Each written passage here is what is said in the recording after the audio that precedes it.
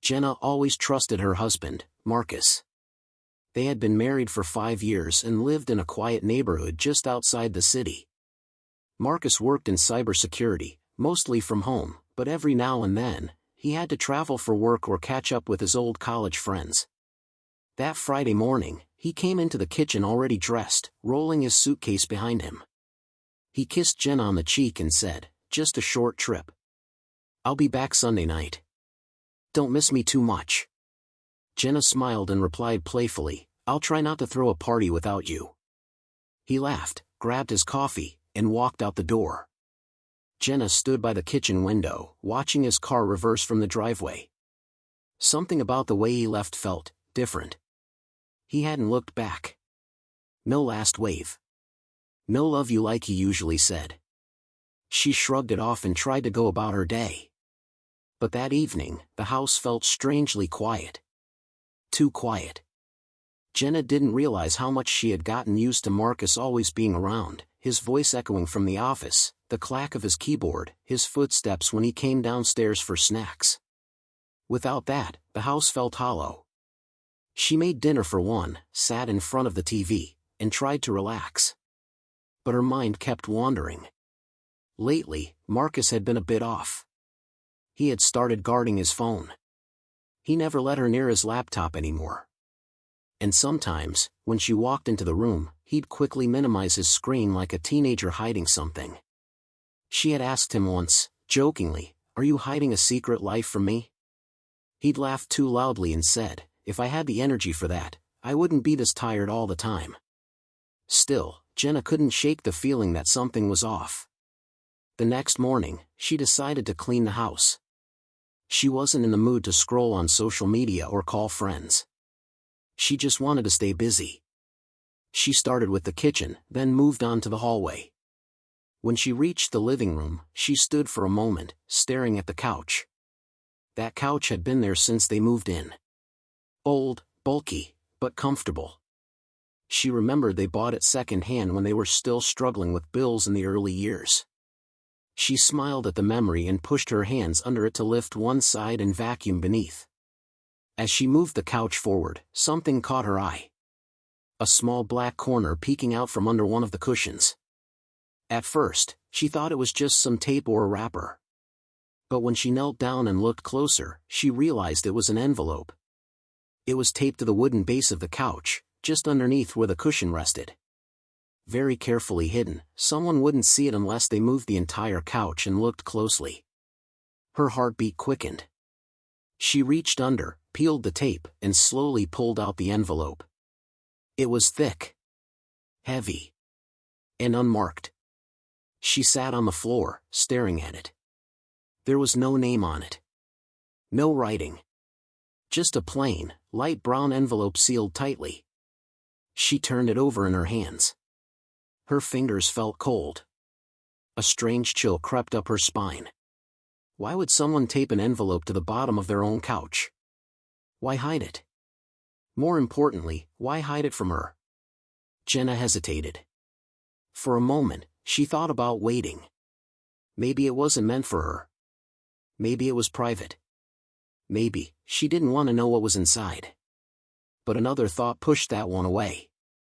If Marcus was hiding something in their own house, right under where she sits every evening, didn't she have the right to know? She opened it. Her hands trembled as she unfolded the flap. Inside were photos. Dozens of them. At first, she couldn't process what she was seeing. The first photo showed her in the backyard. She was watering the plants. She remembered that day, it was just last week. She had no idea someone had taken her picture. The next photo was of her sitting at the dining table. She was laughing at something on her phone. Again, she had no idea this moment had been captured. The angle was strange, like it had been taken from outside, maybe through the kitchen window. The third photo hit her like a punch to the chest. It was her sleeping. Not curled up reading, not lying down relaxing, but deeply asleep. The photo had clearly been taken from inside the room. The angle made it impossible to deny, someone had been in the room with her. She dropped the envelope. The rest of the photos spilled out onto the floor like spilled secrets. Some were blurry. Some were clearer than they should have been. A few were of her in the bathroom mirror. One was of her brushing her hair in the hallway. She didn't even remember anyone else being home that day. Her stomach turned. Who took these? Her first thought wasn't Marcus. Why would he spy on her? But then, why was the envelope taped under their couch? If someone else had left it, why didn't he mention it? Why would he hide it? She looked around the room slowly, as if someone else might still be there. The windows were closed. The doors were locked. But now, everything felt different. Exposed. Jenna got up and took the envelope to her bedroom. She poured the photos back inside and noticed something else in the bottom of the envelope, something hard. She shook it gently, and a tiny black memory card slid out onto her palm. She stared at it for a long time. Then, very carefully, she walked to her office, opened her laptop, and inserted the memory card. Inside, she found a folder with videos. She didn't click yet. She sat frozen in her chair, staring at the screen. Her entire body was tense. 1,000 questions screamed in her head. Had Marcus done this? Or was someone else watching them both? How long had this been happening? And most terrifying of all, was she still being watched right now? The story would continue. But in that moment, one thing became painfully clear to Jenna. She thought she knew her husband. But now, she wasn't sure who she was really married to. Jenna sat at her desk, her fingers hovering above the mousepad. The memory card was now open on her laptop, revealing a folder named simply, Clips. No date. No title. No label. She hadn't clicked yet. She was frozen. Her heart thudded in her chest like a war drum. The house was silent around her, too silent. It didn't feel like home anymore. Not since she found that envelope. Not since the photos spilled across the floor. Not since she realized someone had been watching her without her knowing. She looked around the room again. Nothing seemed out of place. No broken locks. No cracked windows. But her skin crawled. She felt like someone was still watching, even now. She turned back to the laptop. Her throat was dry. She didn't want to open the videos, but she also couldn't look away. She clicked the first file. The video was grainy. Black and white. It showed the living room, filmed from a high angle. Jenna was there, folding laundry on the couch. She remembered that day. She had been alone. Or at least she thought she was. She paused the video. Where was the camera? The angle, it had to be from inside the house. Not from a window. Not from across the street. The lens was fixed high up, maybe near the ceiling. But she checked this house often. Cleaned every corner. There was no camera. Nothing visible. She clicked the next video. It showed her sleeping. Alone in bed. The camera didn't move, but her breathing was visible. Peaceful. Unaware. She felt sick.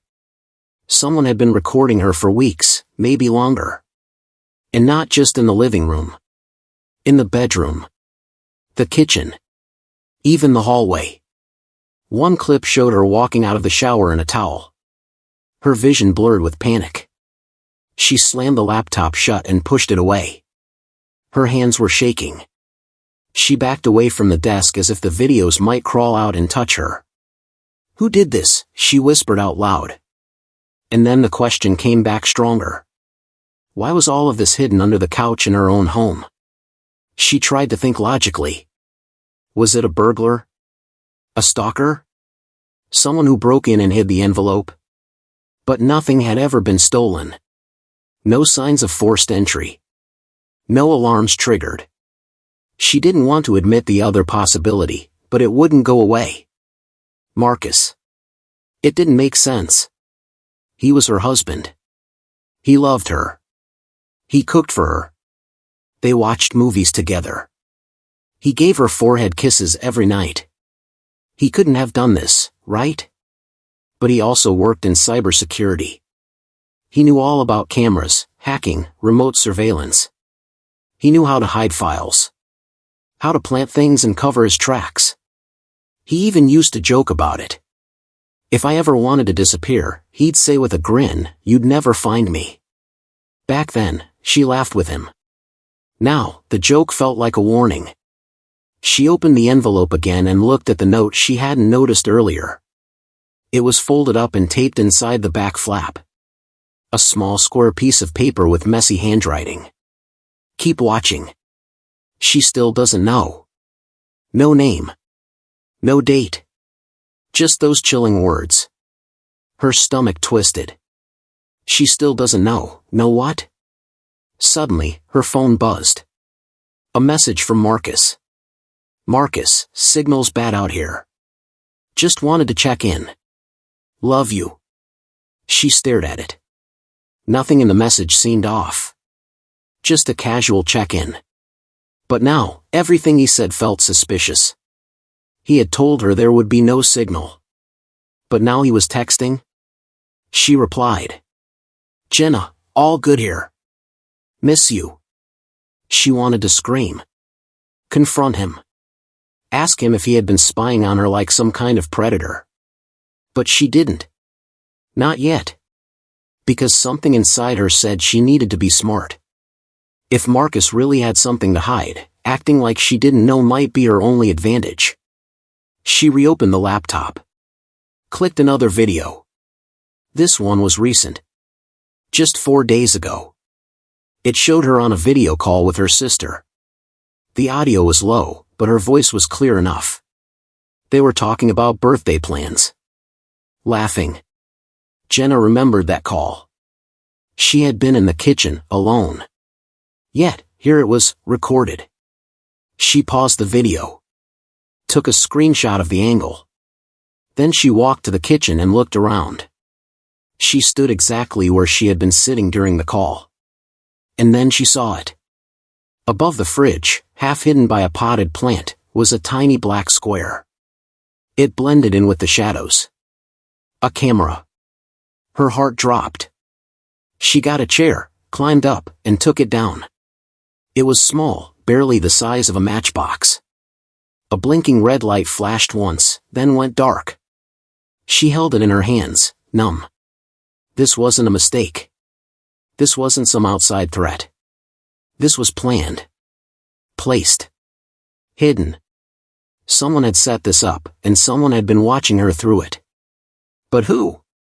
She went room to room, slowly. Methodically. Pulling picture frames off the wall. Checking inside lamps. Looking under the bed. She found 2 more cameras. One hidden behind a book on the shelf. Another inside a smoke detector. She couldn't breathe. Her home, the place where she felt safest, wasn't hers anymore. Her phone buzzed again. Another message. "Marcus, how's your day going, babe?" She didn't answer this time. She just stared at the screen, the cameras now lying beside her like dead insects. She began putting everything into a bag, the envelope, the memory card, the cameras.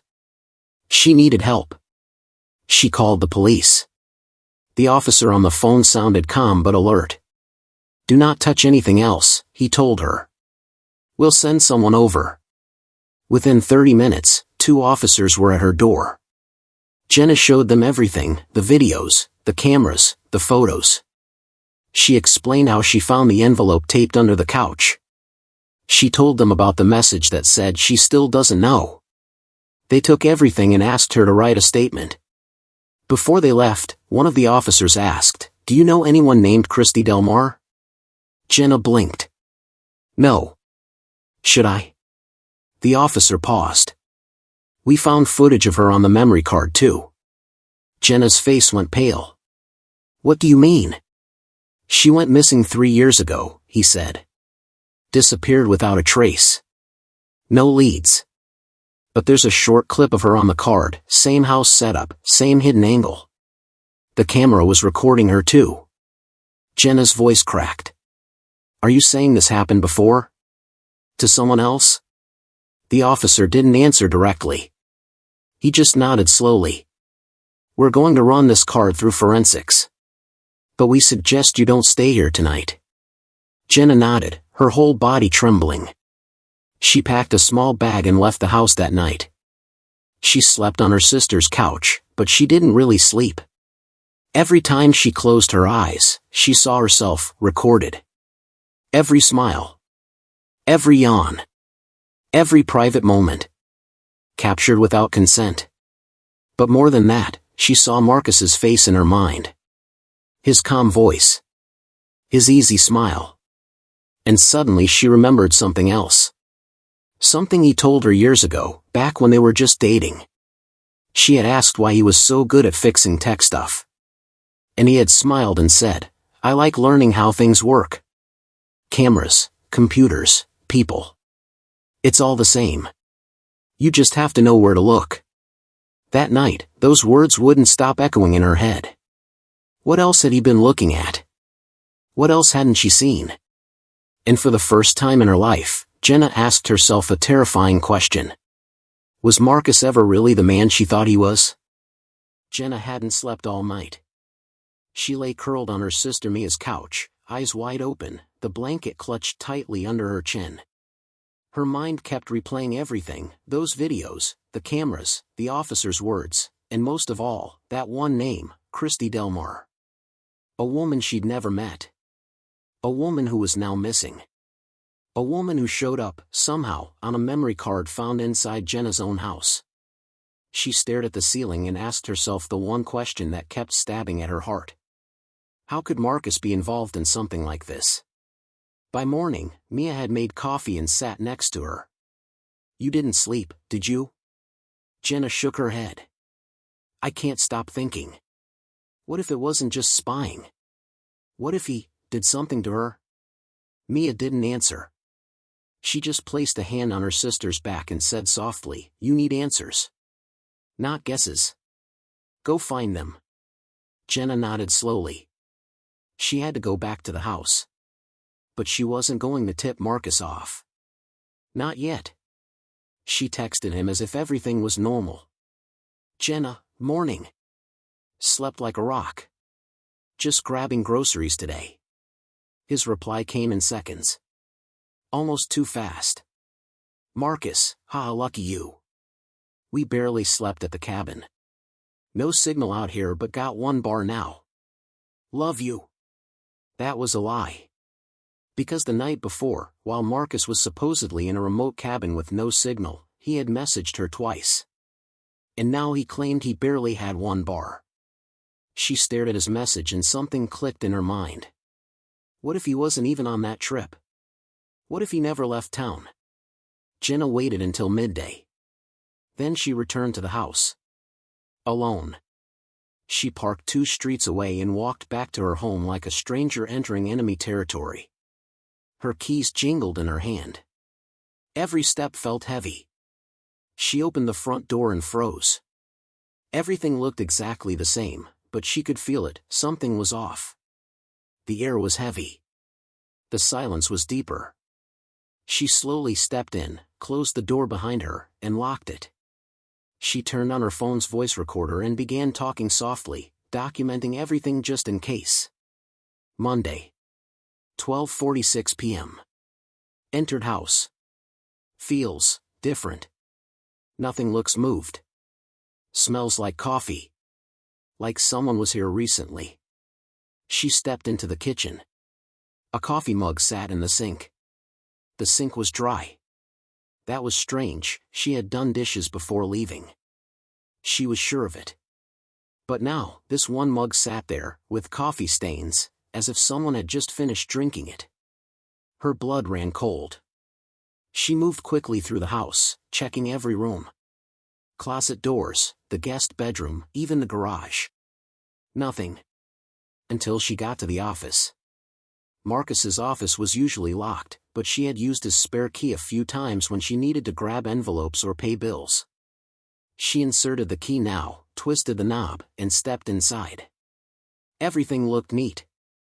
Too neat. The desk was spotless. The drawers were closed tightly. But the air smelled like his cologne, a scent she hadn't noticed in days. Her eyes scanned the bookshelves, the desk lamp, the corner rug. That's when she noticed something strange. The rug was off-center. She pulled it aside, and found a small, square panel in the hardwood floor. Her heart started racing. She dropped to her knees and carefully lifted the panel. Underneath was a box, locked with a tiny silver latch. She took a deep breath, reached into her purse, and pulled out a small screwdriver from Mia's tool kit, just in case. She wedged it under the latch and twisted. It popped open. Inside the box was a stack of papers, and a second phone. Not Marcus's phone. A secret one. She picked it up and pressed the side button. It lit up. No lock screen. Just open access. Inside were photos, text messages, GPS logs, contact names. She scrolled through the texts first. Most were short. Numbers she didn't recognize. Messages like, "She doesn't suspect anything. Sending new footage tomorrow. Same spot behind the mirror. Make sure it's replaced." Jenna's hands trembled as she went to the gallery. It was full of photos. Many were screenshots from camera feeds, live surveillance images of her inside her own house. But then came something else. A folder labeled Delmar. She clicked it. There were images of another woman. Young. Blonde. Smiling in some pictures. Scared in others. And videos. Grainy footage. One of the woman crying. Another of her sleeping. Jenna's breath caught in her throat. This woman was Christy Delmar. The missing woman. These weren't just clips from online. These were personal, unedited, close-up videos, recorded the same way Jenna had been recorded. She backed away from the phone, nearly dropping it. There was one more folder, next. Inside were images of other women. Random, casual photos, taken in public. At parks, cafes, gyms. But one face repeated more than once. Jenna's face. Dozens of candid shots. From afar. From behind. Some recent.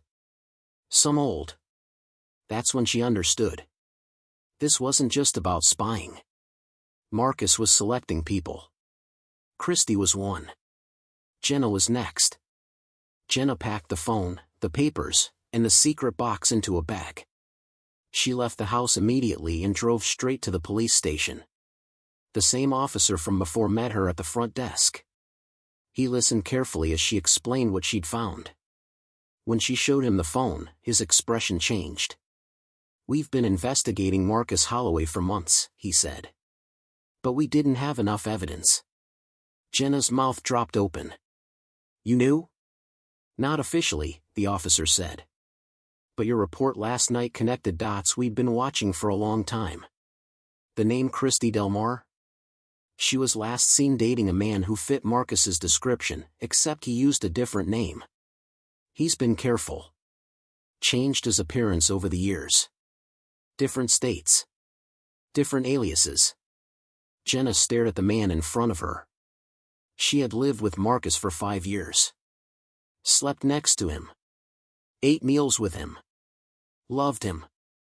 But now she was hearing, he wasn't even real. The officer continued, "What you found may help us build the final case against him. But we need to find him before he disappears." Jenna nodded slowly. She pulled out her phone and showed them Marcus's last text. "He said he's at a cabin with friends. But I don't believe it. I think he's still nearby." The police issued a trace on the number tied to the secret phone. It pinged off a tower just 20 minutes away. Marcus wasn't at the cabin. He never left town. He was hiding nearby. Watching. Waiting. And Jenna had just turned his game against him. Jenna sat inside the police station's quiet interview room, her heart racing as officers moved around outside. The fluorescent light above her flickered softly. The box she had found in Marcus's office, the one with the second phone, GPS logs, and files on Christy Delmar, now sat on the desk in front of her, surrounded by evidence bags. They told her to wait. They were tracking Marcus. The officer came back 15 minutes later with urgency in his voice. "We found him," he said. "He's in a rental cabin 15 miles out of town.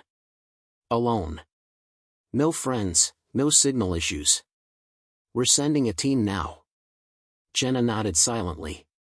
Part of her felt relief. The other part wanted to scream. Cry. Break down. 5 years. She had loved a man who wasn't real. She had laughed with him. Traveled with him. Let him into her entire world. And now she realized he had never stopped hiding who he truly was. Another officer entered, holding a manila folder. "You'll want to see this," he said. Inside the folder were background reports. Marcus Holloway wasn't Marcus Holloway. His real name was Derek Sloan. Age 38. Originally from upstate New York. No wife, no kids. And a record. Small charges, trespassing, surveillance violations, but always dropped. No one had ever managed to tie him to anything serious. He changed cities often. Changed jobs. Even his looks. He used fake identities to blend in, the officer explained. He knew how to get close to women without raising suspicion. "Jenna, you're not the first. But you're the first to survive this far." Jenna felt sick. What happened to the others? 2 missing women from different states were connected to his past, the officer said carefully. "We're reopening their cases now that we have your evidence." Jenna nodded slowly, her voice low. "And Christy Delmar?" The officer didn't answer right away. "Finally," he said, "we believe she was the one who tried to expose him. And we think that's why she disappeared." Jenna stared down at her hands. She remembered that one file on the phone. The folder labeled next. That meant Marcus had been preparing. Studying. Watching. Planning. She could have been Christy. 3 hours later, they got the call. Marcus, or Derek, as she now knew him, had been arrested at the cabin.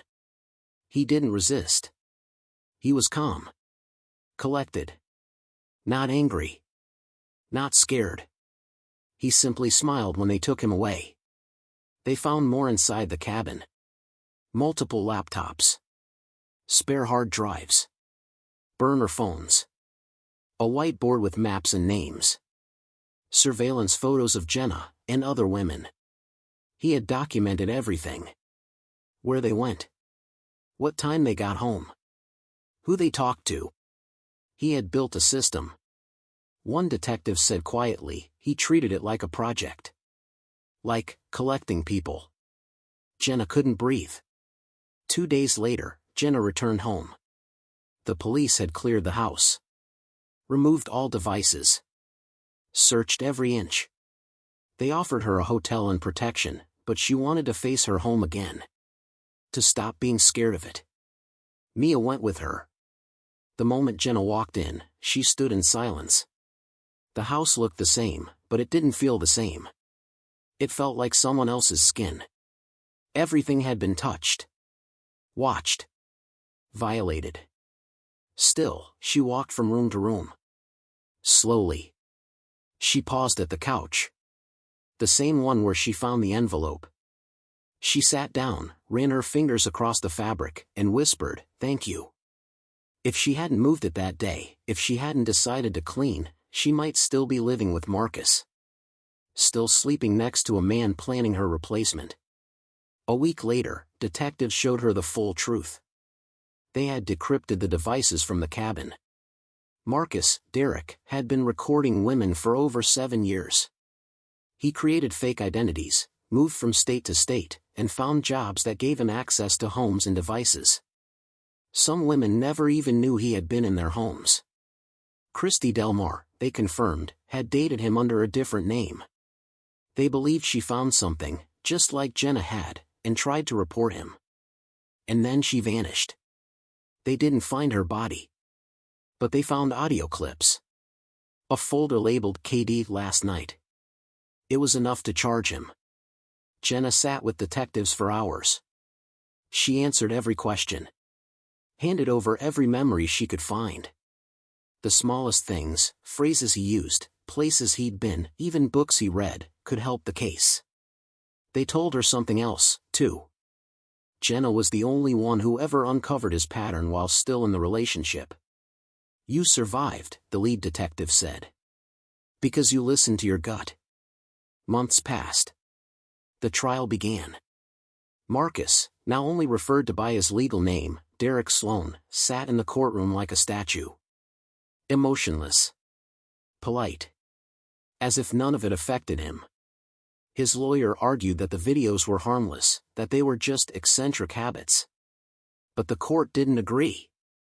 With Jenna's testimony, the recovered footage, and the files from his secret devices, he was sentenced to life in prison for unlawful surveillance, kidnapping, and conspiracy tied to multiple disappearances. Jenna sat in the front row as the judge read the sentence. She didn't cry. She didn't flinch. She just stared at the man she once called her husband, and watched him disappear in handcuffs. Today, Jenna lives in a new city. She sold the house. Changed her last name. Started over. She still flinches when she sees a camera in public. Still sleeps with the lights on some nights. But she's healing. Slowly. She joined a support group for women who've survived obsessive relationships and digital stalking. She shares her story. Helps others recognize red flags. Tells them, it's okay to listen to that uneasy feeling. You're not being paranoid. You're being smart. People call her brave. A fighter. A survivor. But sometimes, when she's alone, she still thinks of that note. Keep watching. She still doesn't know. She wonders how many women never knew. How many trusted a man with their heart in their home, and never got the chance to see what was hidden under the couch.